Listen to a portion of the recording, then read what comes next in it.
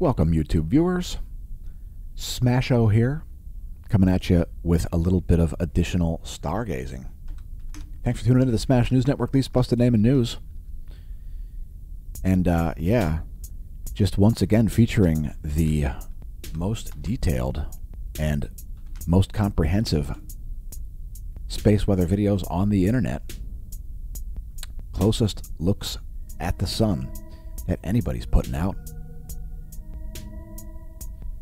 We started the channel with fake news meteorology alarmist weather reports, and we decided to expand our horizons. There was a niche. We discovered nobody was doing what we wanted to be done, so here it is. It's the closest star in ionized helium. And check out the filaments. Also, new sunspots just rose over here in the northeast. It's another Beta Gamma class sunspot group. Lots more data to cover. Let's start out with the earthly geospace.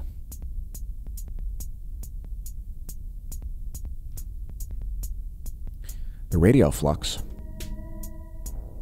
at 165 solar flux units. So this has leveled off. Same as yesterday, 165 solar flux units is the radio flux number. If you're wondering what a solar flux unit is, it's equivalent to 10,000 joules of radio flux density. So there's your space weather enthusiast dashboard. NOAA forecasting only calm conditions. We do have a high-speed coronal hole wind stream at the moment. You can see here 582 kilometers a second. We'll show the detailed information on that.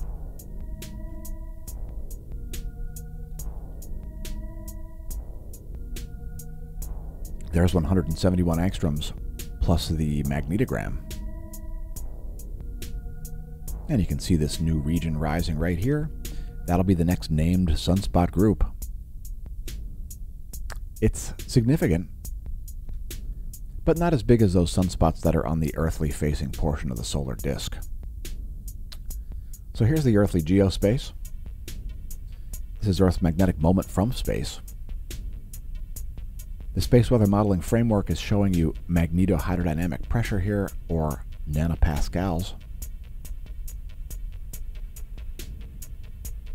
And this data run is the past 4 hours. We show it daily because it's not accessible via any archived data.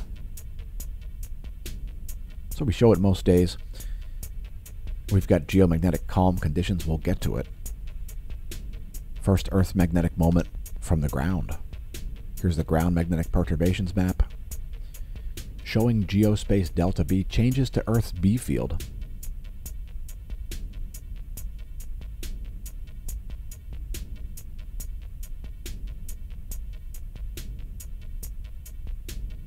And we'll let that play through to ensure that it shows a full 4 hours.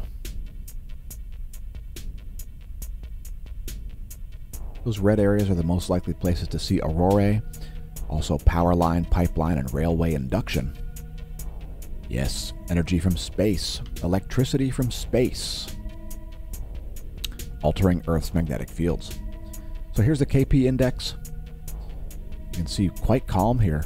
KP1 over the past 9 hours. Planetary K index is a measurement of global geomagnetism. Let's move into the real-time solar wind data, and you can see again, we've got this elevated solar wind speed here, around 580 kilometers per second. A bit of an elevated solar wind density also there, just over 10 protons per cubic centimeter. Things have been fairly stable here over the past 24 hours. And there are some error suspect bars down here, this yellow bar indicating some possible errors there from the data measured at Lagrangian point 1 by the ACE and Discover spacecraft. Interestingly, the GOES magnetometer there showing some quite high lows over the past 24 hours. And Earth is about to move into a South Pole current sheet. So by tomorrow, you can expect to see Earth in a South Pole current sheet. That's this portion of the plasma here shown in red. That's your South Pole current sheet.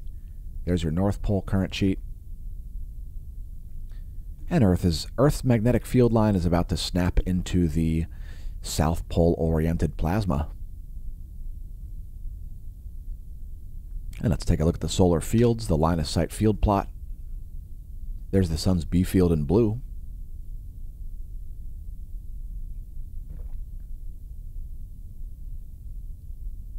And we showed you the Earth's B field. There's the sun's B field. Again, we discovered a niche in space weather, so we decided to fill the empty space. Next, move into coronal holes. And we can expect another high-speed coronal hole wind stream in about 3 days from a now earthly-facing coronal hole system. So you can see it there in the southern hemisphere a little bit. It's this North Pole-oriented coronal hole there shown in green. And here's the view from 193 angstroms, SDO. Massive filaments continue to dominate the earthly portion of the solar disk. We do have a coronal mass ejection to cover. We'll tell you all about it toward the end of the video, so stay tuned for that. After this, we'll move to sunspots. Let's do it. So the latest sunspot group will be known as 3058. Again, it is beta-gamma class. It's got complex magnetic fields. It does raise the likelihood of solar flares a little bit. And like we said yesterday, this sunspot down here is not all that unlike the sunspot that produced the Carrington event.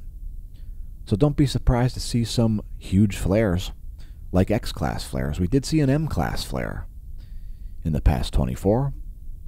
We'll show some imagery of that. First, some closer-up imagery of sunspots. So here is 1700 angstroms. And let's zoom in and show some different wavelengths here.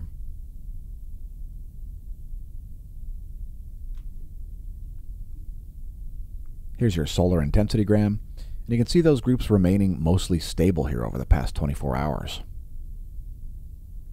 That is a lot of umbral space there, folks. Huge portions of the earthly facing solar disk here showing large sunspots. And they are largely underperforming as far as X-ray output.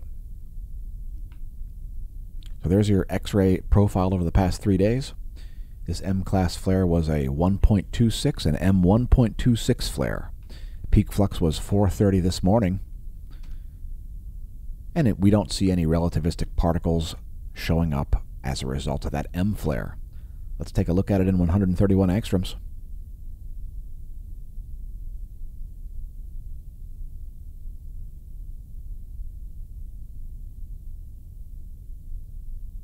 And it did come from this new region. So 3058 already producing an M-class flare before it's even got a name.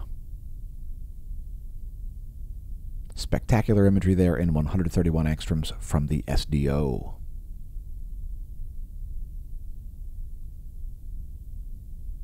I'll let that play through one more time for your viewing pleasure.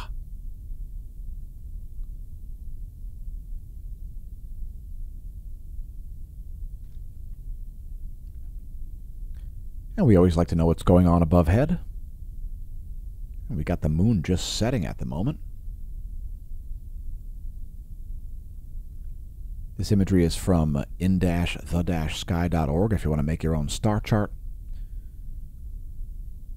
And if you're up before dawn, you may see Venus. You may see Venus while it's still light out, the third brightest object in the sky there, rising ahead of the sun. Here's your solar system forecast. It's approximately a full moon at the moment. Let's advance this 1 week. There's where things will be in a week. We will have a crescent waning by the 21st of July. And we are missing data here from the George Mason University Space Weather Lab, so let's go to our Integrated Space Weather Analysis Center to look at stereo A's coronagraph. So there is a CME there happening, actually just happening at the moment. It is on the far side of the sun. And for you new viewers, Earth would be off in this direction. So that's CME nowhere near Earth. It may look like a halo when the data finally shows up on the SOHO-LASCO imagery, but as you can see here from stereo A, not earthly in any way. Continuing on, to remind you to press like and subscribe. Thanks to our new subscribers over on YouTube. Press that subscribe button, press like, press share. Thanks to all of our YouTube viewers. Thanks to our new Twitch followers, twitch.tv/smashomash. If you want to support the channel, you can do it via links on our homepage at smashomash.com. Go visit us on social media. Feel better, Smash staff. We've had a bit of a rough couple of weeks as far as health-wise. Maybe we'll make a video about it. Smashomash.com, welcome to the Neo Renaissance. Again, support the channel via the links over there. Today's featured product is the Galactic Federation Special Forces. Our motto is Universum Liberate. Because there's no better way to freak people out and make them think that you're in the Illuminati than by having Latin writing on your chest. Start a conversation about freedom and liberty and personal responsibility by proclaiming the motto of the Galactic Federation Special Forces, Universum Liberate. To quote Geddy Lee of Rush, if I could wave my magic wand, I'd set everybody free. Maybe that's too radical for you. I'm terribly sorry if the channel is too radical for you. Don't forget to enter the promo code EyeCandy. That ends today at midnight. Enter the promo code EyeCandy to save 20% at the Redbubble shop. Once again, Universum Liberate. If you want to support the channel via subscription services, become a member of the Smash Team at smashomash.com/SmashTeam. And thanks to our Gold and Silver Smash Team members especially, we just launched our paid subscription services website back in October of 2021.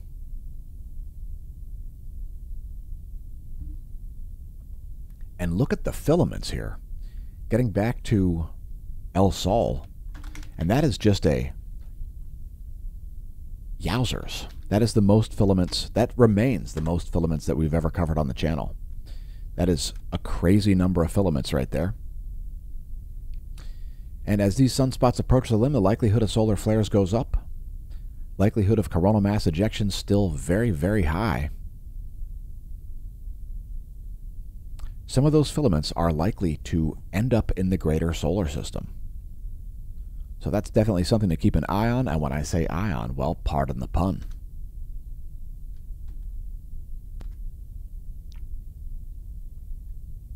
Here's a last about 2.5 hours from the GOES 16 SUVI, which is, by the way, great at showing coronal mass ejections. Solar prominences, you can see some down here in the southern portion. Also one up here in the northwest. And don't be surprised to see coronal mass ejections. We are expecting some.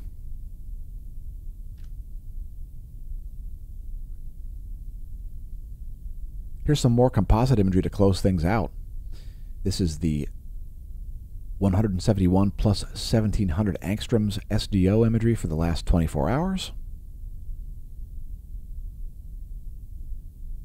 Great footage there of that new sunspot 3058 rising in the upper left of your screen there, the northeastern limb.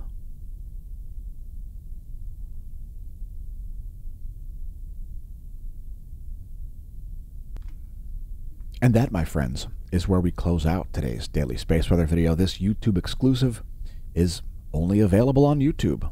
So press share, tell your friends and foes about the channel. Thanks to everybody who has over the years.